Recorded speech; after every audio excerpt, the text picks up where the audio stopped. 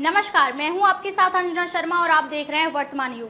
तो आइए शुरुआत करते हैं आज की खास खबर से। डैम बना रहे चीन की बढ़ेगी टेंशन, सिक्किम में फायरिंग रेंज के साथ ही हाइड्रो इलेक्ट्रॉनिक प्लांट को मंजूरी।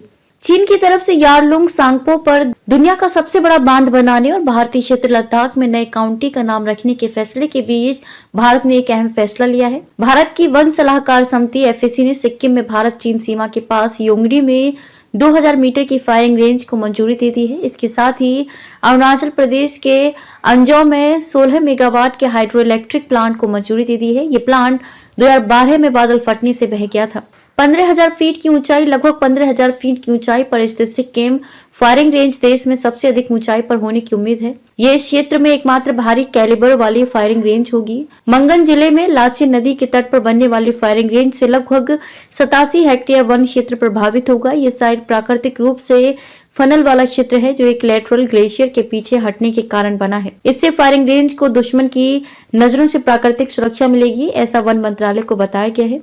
चीन के खतरे को देखते हुए अहम प्रस्तावित क्षेत्र 3 तरफ से पर्वत श्रृंखलाओं से घिरा हुआ है और एक तरफ खुला है। इससे लाइव फायरिंग से जुड़े खतरे भी कम हो जाते हैं। रेंज की लंबाई को देखते हुए टैंक के गोले के पर्वत श्रृंखलाओं से टकराने की संभावना बहुत कम है।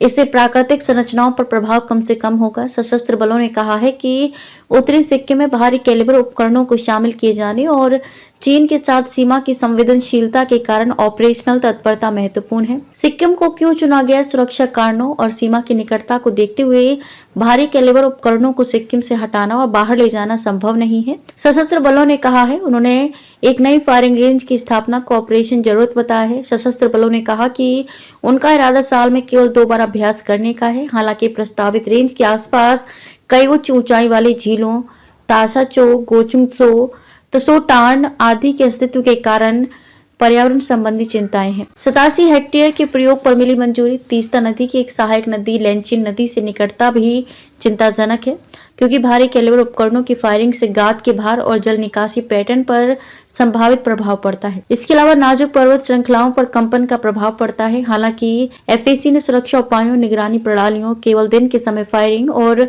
बेकार गोला बारूद और विस्फोटक गोले के उचित निपटान पर चेतावनी के साथ फायरिंग रेंज के लिए 87 हेक्टेयर जंगल को डाइवर्ट पर सहमति व्यक्त की है।